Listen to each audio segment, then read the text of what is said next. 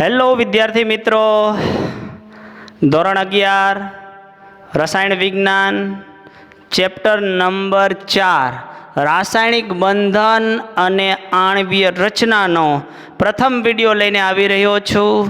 ખૂબ જ મજાનું ચેપ્ટર, કન્સેપ્ચ્યુઅલ ચેપ્ટર અને આગળના અભ્યાસમાં પણ ખૂબ જ મહત્ત્વનું છે.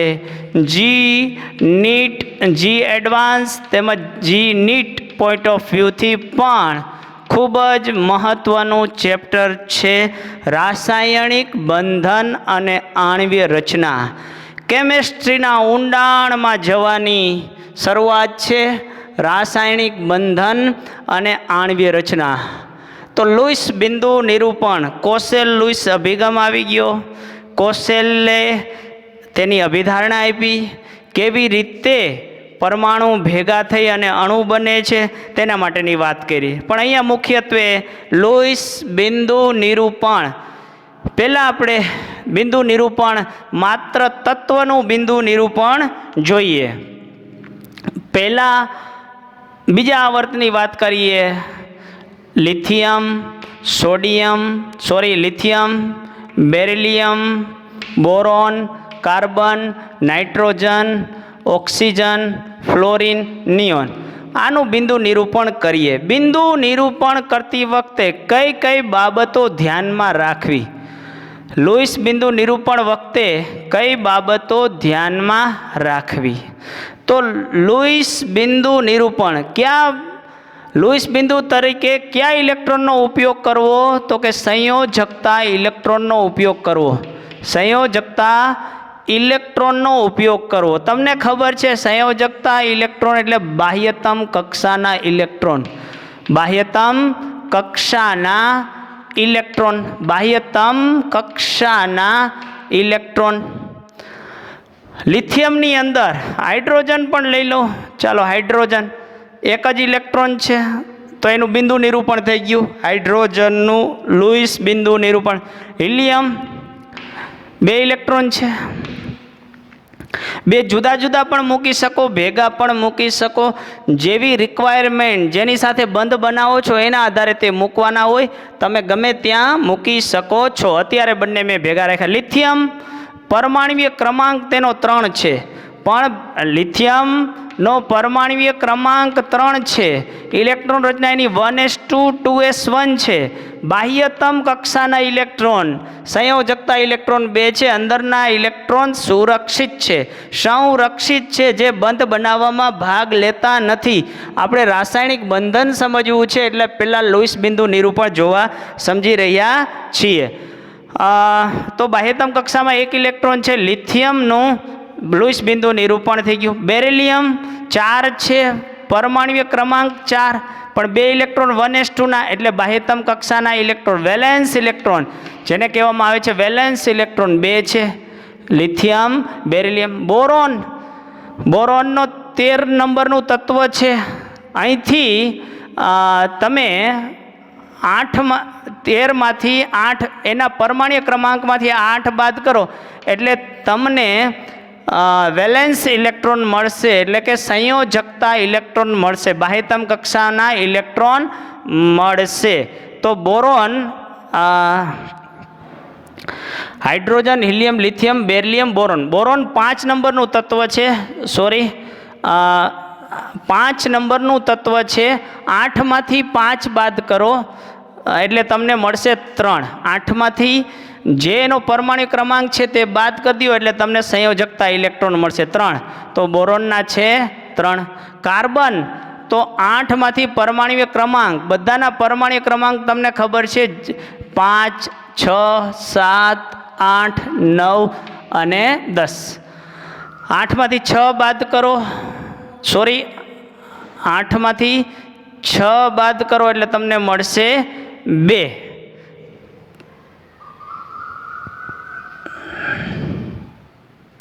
યસ. બોરોન, ફરીથી એક વખત બોરોનની ઇલેક્ટ્રોન રચના લખીએ. બોરોન પરમાણ્વીય ક્રમાંક 5, 1s2 2s2 2p1. બાહ્યતમ કક્ષાના ઇલેક્ટ્રોન છે 3. કાર્બનની ઇલેક્ટ્રોન રચના લખીએ 1s2 2s2 2p2 2 ને 2 4 ને 2 6 થઈ ગયા. બાહ્યતમ કક્ષાના ઇલેક્ટ્રોન છે 4. બાહ્યતમ કક્ષાના ઇલેક્ટ્રોન છે 4. તો તમને અહીંથી 10 માંથી 7 જાય 3. બાહ્યતમ કક્ષાના ઇલેક્ટ્રોન માટે આના કરતાં વધારે ધ્યાનમાં રાખો તમે ઇલેક્ટ્રોન રચના, તો વધારે અનુકૂળ રહેશે. છતાંય લાસ્ટમાં હું તારણ કાઢવાનો પ્રયત્ન કરું. 4 ઇલેક્ટ્રોન છે. આમાં નાઇટ્રોજનમાં 2p3 થઈ જશે નાઇટ્રોજન માટે.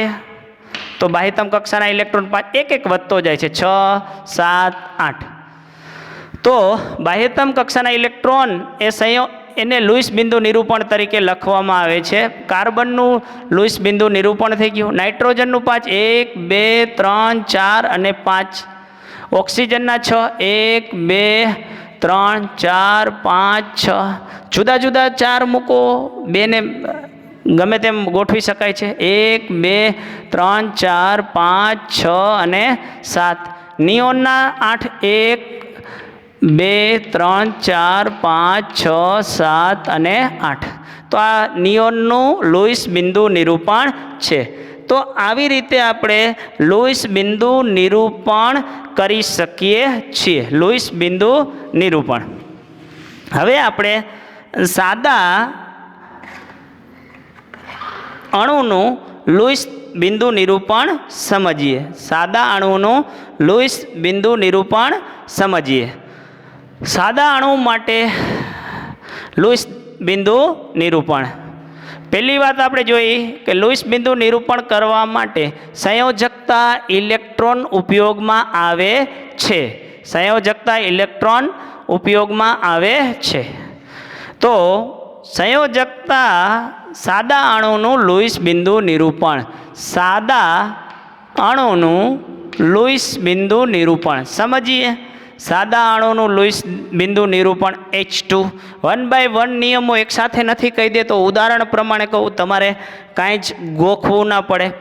લુઈસ બિંદુ નિરૂપણ હાઇડ્રોજનનું લુઈસ બિંદુ નિરૂપણ. આ હાઇડ્રોજનનું લુઈસ બિંદુ નિરૂપણ. હાઇડ્રોજન બંને વચ્ચે બંધ બની ગયો. H2 સિંગલ બંધ બને છે. હાઇડ્રોજનનું લુઈસ બિંદુ નિરૂપણ થઈ ગયું. અહીંયા બંને જુદા જુદા પણ બતાવી શકો અને બંધમાં ન બતાવો તો પણ ચાલે. O2 માટે વિચારીએ. O2 માટે તો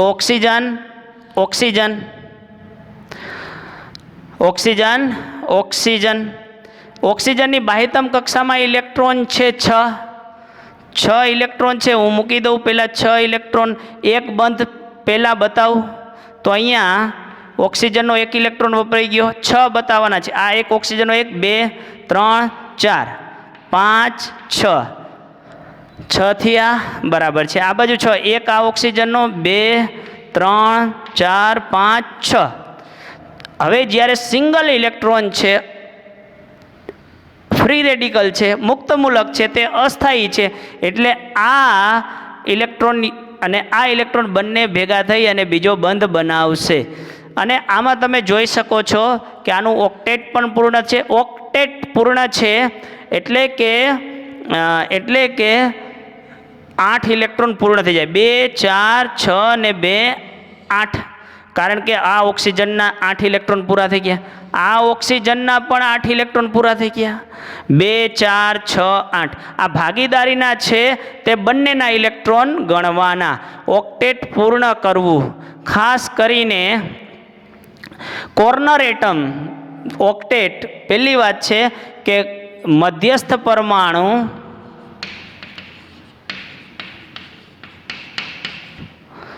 અને કોર્નર એટમ, આને હું કહું કોર્નર, ખૂણાના પરમાણુ. તો ખૂણાના પરમાણુનું ફરજિયાત ઓક્ટેટ પૂર્ણ કરવું. ફરજિયાત ઓક્ટેટ પૂર્ણ કરવું. કોનું ઓક્ટેટ પૂર્ણ કરવું? તો કે ખૂણાના પરમાણુનું ફરજિયાત ઓક્ટેટ પૂર્ણ કરવું. હમણાં એક ઉદાહરણ લઈ ત્યારે વિશેષ સમજાઈ જશે. મધ્યસ્થ મેક્સિમમ બંધ બનાવે, વધુ બંધ બનાવે વધુ બંધ બનાવે તે રીતે ઇલેક્ટ્રોનને ગોઠવવા. મધ્યસ્થ પરમાણુ વધુ બંધ બનાવે. એક બંધ બનાવ્યો તો આપણને ઓક્ટેટ પૂર્ણ નહોતું થતું, સ્થાયી પણ નહોતો, એટલા માટે દ્વિબંધ દ્વારા આપણે સમજ્યા. N2 માટે વિચારીએ.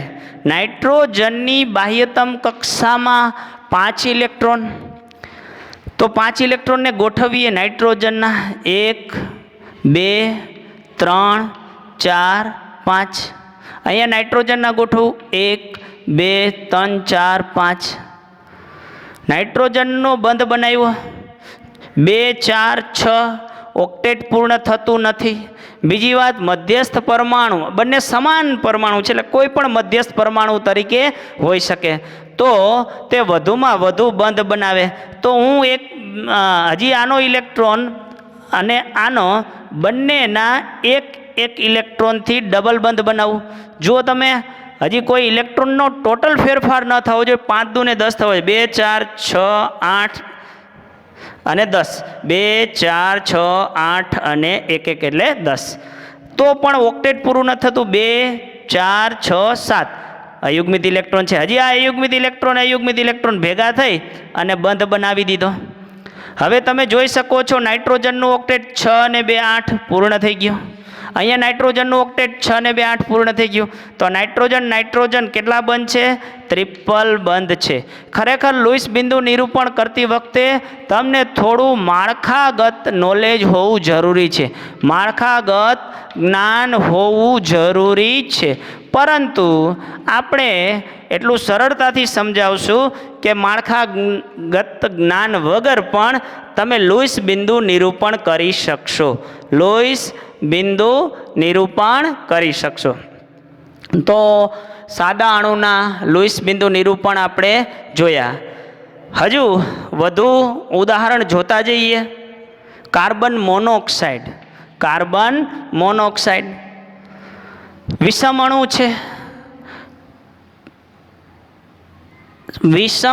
છે. તો વિષમ અણુ માટે કાર્બન અને ઓક્સિજન કોની વિદ્યુત ઋણતા વધુ? તો કે ઓક્સિજનની વિદ્યુત ઋણતા વધુ. જેની વિદ્યુત ઋણતા ઓછી છે તે મધ્યસ્થ પરમાણુ બનશે. કોણ મધ્યસ્થ પરમાણુ બનશે?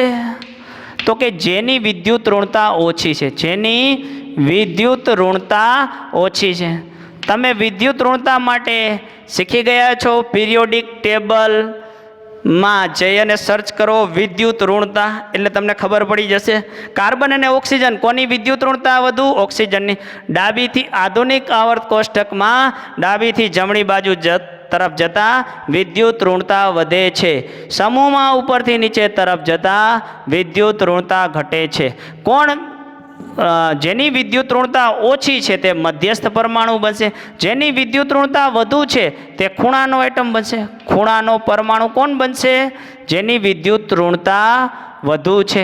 જેની વિદ્યુત ઋણતા વધુ છે. યસ, કાર્બન મોનોક્સાઇડ છે. કાર્બન અને ઓક્સિજન.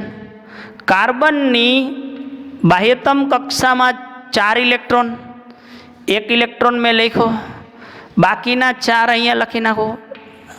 અરે જુદા લખું, 2 4 થઈ ગયા. ઓક્સિજનનો 1 ઇલેક્ટ્રોન લખ્યો. ઓક્સિજનની બાહ્યતમ કક્ષામાં 6, 1 2 3 ને 2 5 ને 1 6. અયુગ્મિત ઇલેક્ટ્રોન ન રાખો, મેક્સિમમ મહત્તમ બંધ બનાવો, ઓક્ટેટ પૂર્ણ કરો. ખૂણાના પરમાણુનું ફરજિયાત ઓક્ટેટ પૂર્ણ થઈ જવું જોઈએ. જો 2 4 6 8 થઈ ગયા. ખૂણાના પરમાણુનું ફરજિયાત ઓક્ટેટ પૂર્ણ થવું જોઈએ. અને મધ્યસ્થ પરમાણુના મેક્સિમમ બંધ બનાવવાના, મેક્સિમમ વધુમાં વધુ બંધ બનાવવાના. તો અહીંયા કાર્બન મોનોક્સાઇડનું બંધારણ થઈ ગયું. અહીંયા ઓક્સિજનનું ઓક્ટેટ પૂર્ણ થઈ જાય છે. 2 4 6 8. કાર્બનનું ઓક્ટેટ પૂર્ણ થતું નથી. મધ્યસ્થ પરમાણુનું ઓક્ટેટ પૂર્ણ થવું જરૂરી નથી. ઓક્ટેટ પૂર્ણ થવું જરૂરી નથી. ઓક્ટેટ પૂર્ણ થવું જરૂરી નથી. તો આવી રીતે આપણે લુઈસ બિંદુ નિરૂપણ કરી શકીએ છીએ. H2O કોને મધ્યસ્થ પરમાણુ બનાવશું? જેની વિદ્યુત ઋણતા ઓછી છે. હાઇડ્રોજન, ઓક્સિજન, કોની વિદ્યુત ઋણતા ઓછી છે? હાઇડ્રોજનની છે. પણ અહીંયા સાથે સમજી લઈએ કે હાઇડ્રોજન અને ફ્લોરિન ક્યારેય મધ્યસ્થ પરમાણુ બની શકે નહીં. હાઇડ્રોજન અને ફ્લોરિન ક્યારેય મધ્યસ્થ પરમાણુ બની શકે નહીં. તો મધ્યસ્થ પરમાણુ છે આપણો ઓક્સિજન. એની સાથે હાઇડ્રોજન જોડાયેલો છે. હાઇડ્રોજન પાસે એક ઇલેક્ટ્રોન છે. હાઇડ્રોજન પાસે પણ એક ઇલેક્ટ્રોન છે. ઓક્સિજનની બાહ્યતમ કક્ષામાં 6 ઇલેક્ટ્રોન, 1 2 બાકી રહ્યા. હજી જોઈ લઈએ ઓક્સિજન. હાઇડ્રોજનનું તો ઓક્ટેટ, હાઇડ્રોજન કોર્નર એટમ છે પણ એનું ઓક્ટેટ એટલે 2 ઇલેક્ટ્રોન ગણાય. હિલિયમ માટે પણ 2 ઇલેક્ટ્રોન ગણાય. બાકી બધા માટે ઓક્ટેટ એટલે 8 ઇલેક્ટ્રોન. એટલે હાઇડ્રોજનનું અહીંયા ઓક્ટેટની જગ્યાએ 2 ઇલેક્ટ્રોન પૂર્ણ છે. ઓક્સિજનના ગણો 2 4 6 8 પણ પૂર્ણ છે. ડબલ બંધ હાઇડ્રોજનમાં શક્ય નથી. એટલે આ થઈ ગયું પાણીનું લોઇસ બિંદુ નિરૂપણ. પાણીનું લોઇસ બિંદુ નિરૂપણ. હજુ પણ વધારે ઉદાહરણ લઈએ જેથી આપણને લોઇસ બિંદુ કન્સેપ્ટ મગજમાં ફિટ થઈ જાય. હજુ વધુ ઉદાહરણ લઈએ, વધારે સમજીએ. એના માટે જુદા જુદા ઉદાહરણની અંદર H3O+,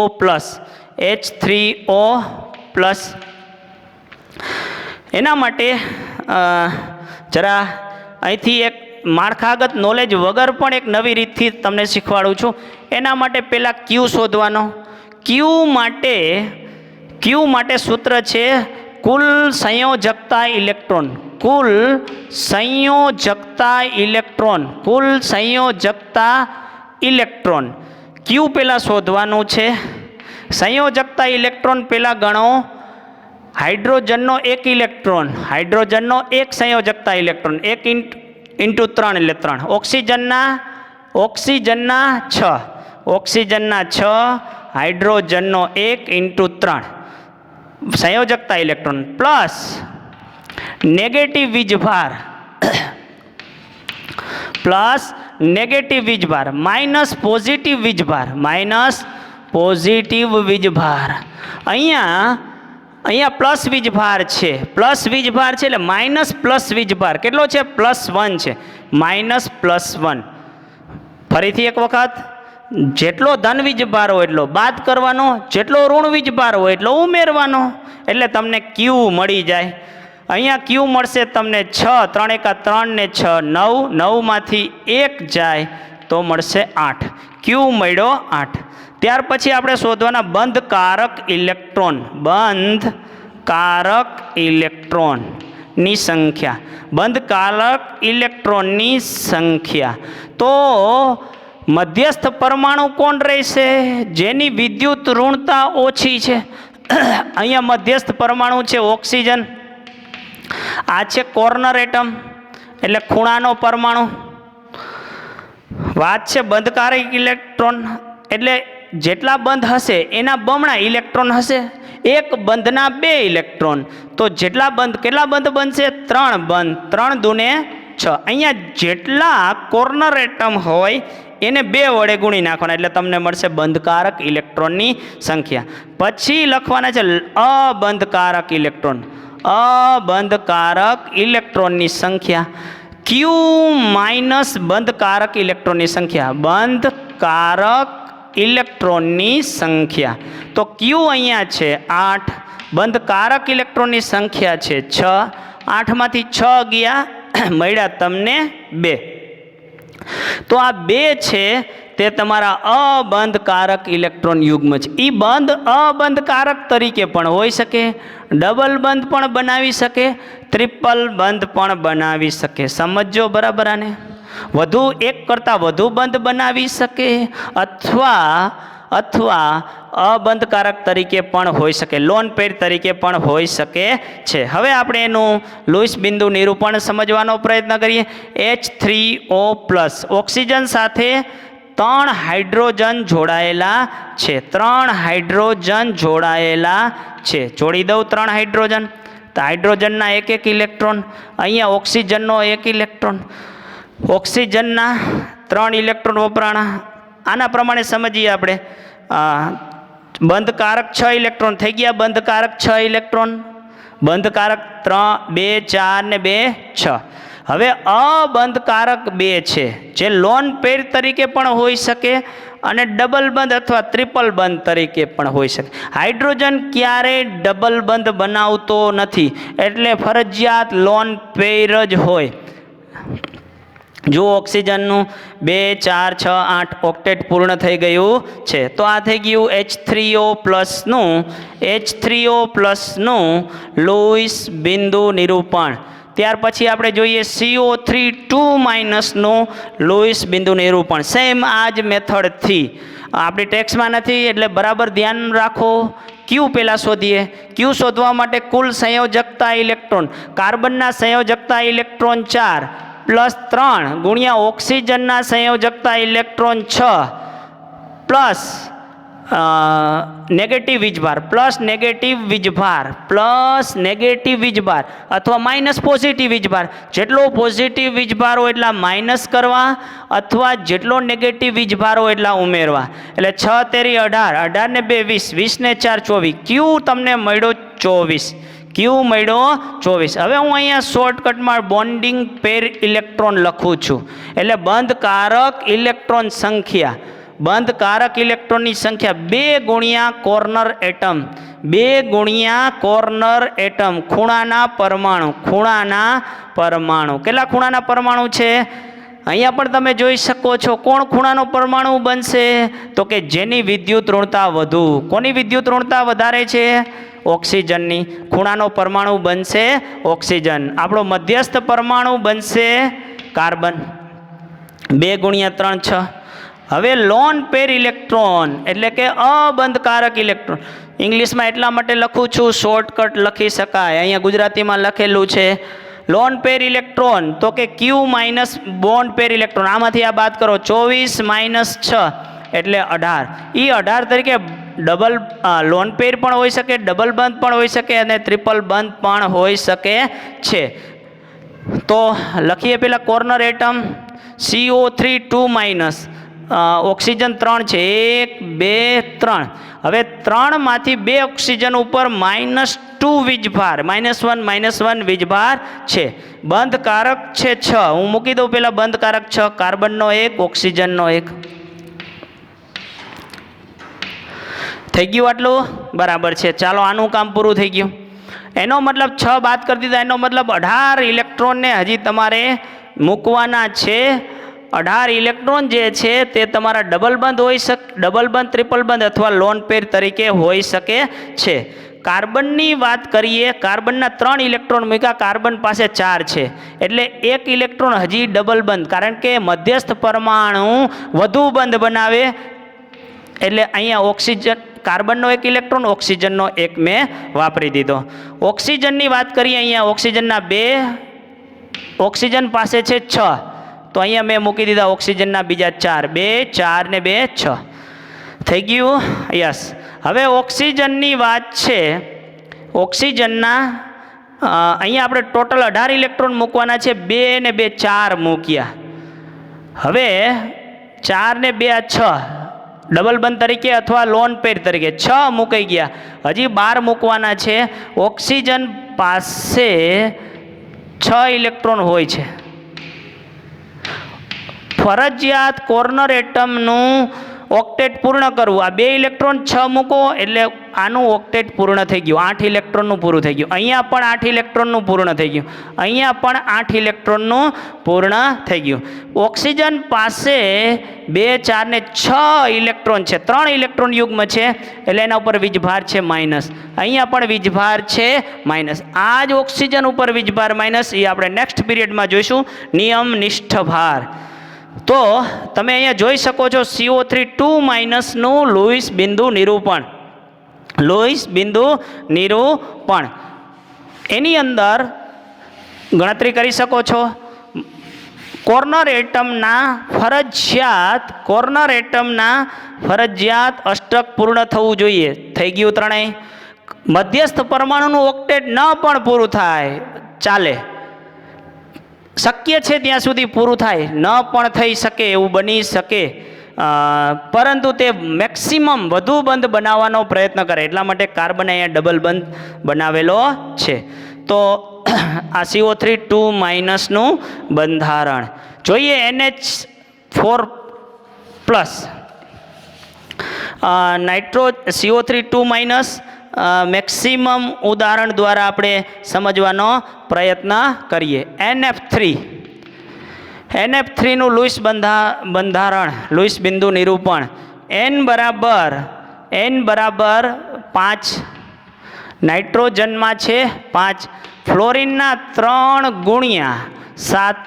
ફ્લોરિનની બાહ્યતમ કક્ષામાં ઇલેક્ટ્રોન, આ નહીં ગણવાના, પરમાણ્વીય ક્રમાંક નહીં ગણવાનો, એના પરમાણ્વીય ક્રમાંકમાંથી 2 બાદ કરો એટલે તમને લુઈસ બિંદુ નિરૂપણ મળે. પરમાણ્વીય ક્રમાંકમાંથી 2 બાદ કરો એટલે તમને સંયોજકતા ઇલેક્ટ્રોન મળે. કુલ સંયોજકતા ઇલેક્ટ્રોન, વીજભાર કાંઈ જ નથી. 7 તરી 21, 21 ને 5, 21 ને 5 26.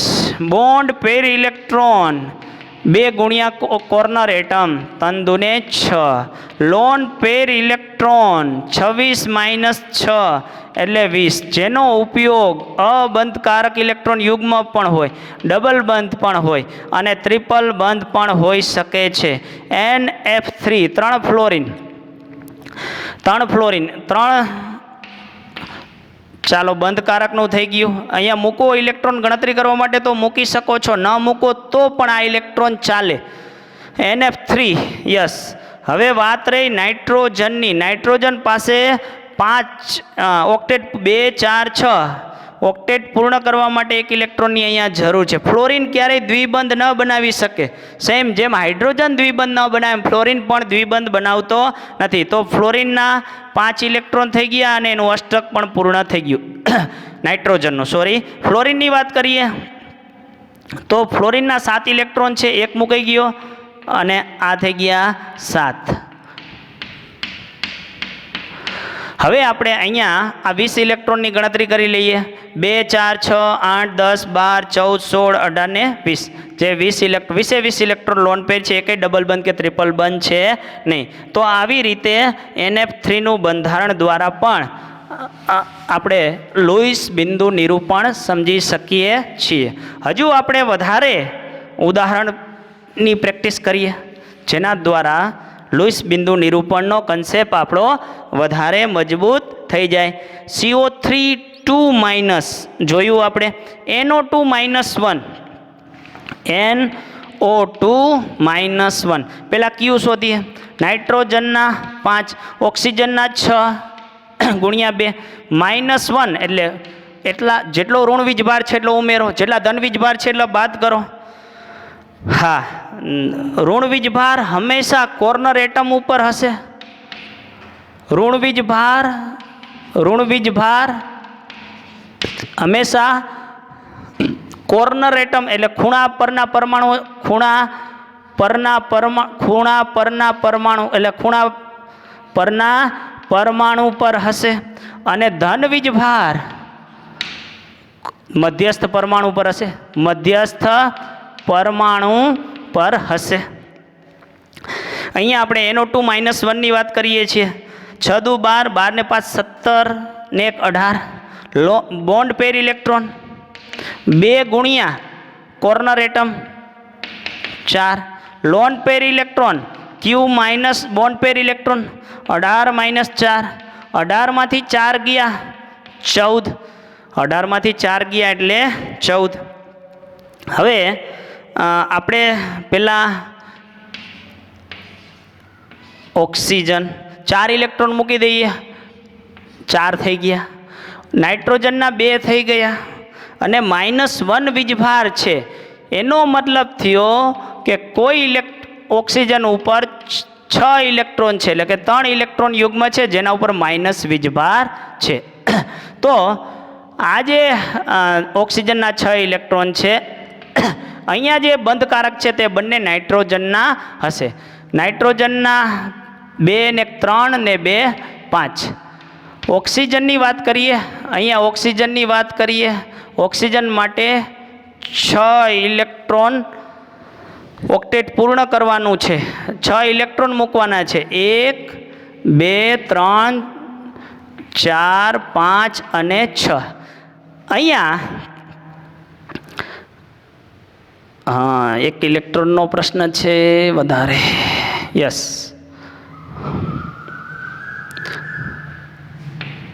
સમજી લઈએ કે આવું બંધારણ મળ્યું આપણને NO2 -1 સાથે મધ્યસ્થ પરમાણુના વધુમાં વધુ બંધ હોવા જોઈએ, વધુમાં વધુ બંધ હોવો જોઈએ. આનું ઓક્ટેટ 2 4 6 8 પૂરું થયું, 2 4 6 8 આનું ઓક્ટેટ પૂરું થયું. પણ મધ્યસ્થ પરમાણુ પાસે ફ્રી રેડિકલ એટલે મુક્ત મૂલક એટલે કે સિંગલ ઇલેક્ટ્રોન ન હોવો જોઈએ, સિંગલ ઇલેક્ટ્રોન ન હોવો જોઈએ. તો એના માટે આપણે ડબલ બંધ બનાવીએ, ડબલ બંધ બનાવીએ. તો આ ડબલ બંધ બની ગયો. જોઈ લઈએ, ઓક્સિજનનું ઓક્ટેટ 2 4 6 8 પૂર્ણ થઈ ગયું. અહીંયા ઓક્સિજનના 6 ઇલેક્ટ્રોન થઈ ગયા અને ઓક્ટેટ પણ ઓક્સિજનનું પૂરું થઈ ગયું. અહીંયા પણ ઓક્સિજનનું ઓક્ટેટ પૂર્ણ થઈ ગયું. નાઇટ્રોજનના 5 ઇલેક્ટ્રોન, 1 2 3 ઇલેક્ટ્રોન હજી એક બાકી છે. તો તેને તમે ડબલ બંધ મૂકી દે શકો છો, ડબલ બંધ મૂકી શકો છો. ફરીથી એક વખત કેલ્ક્યુલેટ કરી લઈએ. 4 બંધકારક આ થઈ ગયા બંધકારક. ડબલ બંધ તરીકે એક આવ્યો, 2 અહીંયા 14 કરવાના છે. 2 4 6 8 10 12 ને 14 ઇલેક્ટ્રોન. તો આ થઈ ગયું NO2 -1, NO2 -1, NO2 -1. નેક્સ્ટ ઉદાહરણ લઈએ. કાર્બન મોનોક્સાઇડનું પણ ઉદાહરણ આપણે જોયું. લાસ્ટ ઉદાહરણ લઈએ O3. O3 ના અણુ માટે Q અને Q તરીકે પણ O2 અત્યારે હું લખું O2. Q છે સંયોજકતા ઇલેક્ટ્રોન 3 6 18, બોન્ડિંગ પેર ઇલેક્ટ્રોન તો 2 × 2 4, lone pair electron Q minus bond pair electron 18 માંથી 4 ગયા 14. હવે આપણે અહીંયા O3 નું લુઈસ બિંદુ નિરૂપણ કરવું છે. આ બે કોર્નર ત્રણેય ઓક્સિજન છે, કોઈ પણ ઓક્સિજન કોર્નર એટમ હોય, કોઈ પણ ઓક્સિજન મધ્યસ્થ પરમાણુ હોય, કારણ કે સમાન પરમાણુ છે. હવે ઓક્સિજન માટે O3 માટે 4 બંધ 1 2 જે બંધકારક આનો હિસાબ થઈ ગયો. વધારાના 14 ઇલેક્ટ્રોન મૂકવાના છે, 14 ઇલેક્ટ્રોન મૂકવાના છે. 4 મૂક્યા. ઓક્ટેટને જરા ગણતરી કરતા જઈએ. અહીંયા ઓક્ટેટની ગણતરી કરીએ. 2 4 6 ઓક્ટેટ નથી પૂરું થતું. ફરજિયાત મધ્ય કોર્નર એટમનું ઓક્ટેટ પૂર્ણ થવું જોઈએ. તો હું એક બંધ વધારી દઉં, થઈ ગયું ઓક્ટેટ પૂર્ણ. 2 4 6 8 મતલબ આ ઓક્સિજનનું ઓક્ટેટ પૂર્ણ થઈ ગયું. જે વધારાના 2 ઇલેક્ટ્રોન આવ્યા તે લોન પેરના ઇલેક્ટ્રોન લોન પેર તરીકે પણ હોઈ શકે, ડબલ બંધ અથવા ટ્રિપલ બંધ તરીકે પણ. આ ડબલ બંધ તરીકે થયા. યસ, બાકીના આ ઓક્સિજનનું ઓક્ટેટની વાત કરીએ 2 4 5 6 અને 7 8 મતલબ એ ઓક્સિજનનું પણ ઓક્ટેટ પૂર્ણ થઈ ગયું. આની વાત કરીએ 2 4 5 6, 2 4 6 અને 2 8. અહીંયા ઓક્સિજન ઉપર સિંગલ બંધ છે ને 3 ઇલેક્ટ્રોન યુગ્મ એટલે માઇનસ વીજભાર. સર અહીંયા તો કોઈ વીજભાર નથી. અરે ઓક્સિજનનું તમે જુઓ અહીંયા એક લોન પેર આ જે બંધ છે 2 4 6 તો અહીંયા જે ડબલ બંધ બન્યો તે આ ઓક્સિજનના બંને ઇલેક્ટ્રોનથી બનેલો છે. સવર્ગ સહસંયોજક બંધ છે એટલે આ ઓક્સિજન ઉપર વીજભાર આવશે પ્લસ. અલ્ટિમેટ પ્લસ માઇનસ વીજભાર 0 તટસ્થ. તો આ છે O3 નું લુઈસ બિંદુ નિરૂપણ. તો વિદ્યાર્થી મિત્રો, આવી રીતે તમે લુઈસ બિંદુ નિરૂપણના એક્ઝામ્પલ કરી શકો છો. થોડા તમને પ્રેક્ટિસ માટે પણ આપી શકું છું. NO3- એક્ઝામ્પલ હોમવર્ક માટે H2O, NH3, NH4+, CH4, CCl4 આટલા ઉદાહરણ જાતે કરવા આ મેથડ દ્વારા. તો ફરીથી એક વખત જોઈ લઈએ. મધ્યસ્થ પરમાણુ સંયોજકતા ઇલેક્ટ્રોનનો ઉપયોગ કરવાનો. મધ્યસ્થ પરમાણુ વધુમાં વધુ બંધ બનાવે. ઓક્ટેટ પૂર્ણ થવું જરૂરી નથી. ખૂણાના પરમાણુનું ફરજિયાત ઓક્ટેટ પૂર્ણ થવું જોઈએ. માળખાગત નોલેજ હોવું જોઈએ. મધ્યસ્થ પરમાણુ વધુમાં વધુ બંધ બનાવે. ધન વીજભાર હંમેશા મધ્યસ્થ પરમાણુ ઉપર હોય. ઋણ વીજભાર ખૂણા પરના પરમાણુ ઉપર હોય. ક્યુ શોધવા માટે કુલ સંયોજકતા ઇલેક્ટ્રોન પ્લસ નેગેટિવ વીજભાર અથવા માઇનસ પોઝિટિવ વીજભાર, જે વીજભાર હોય તે. તો આવી રીતે લુઈસ બિંદુ નિરૂપણ કરતી વખતે આટલી બાબતોનું ધ્યાન રાખવું જરૂરી છે. Thank you very much. વિડીયોની લેન્થ પણ લાંબી થઈ ગઈ છે. અહીંયા વિડીયોને વિરામ આપું છું અને બધા જ વિદ્યાર્થીઓ વિડીયો જુએ. તે વિડીયોનું તમારી પોતાની નોટ્સ બનાવતા જાઓ. સાથે સાથે વિડીયોને પોઝ કરો, લખતા જાઓ, સમજતા જાઓ. ન સમજાય મને તમે પર્સનલમાં કોમેન્ટ કરી શકો છો. Thank you very much.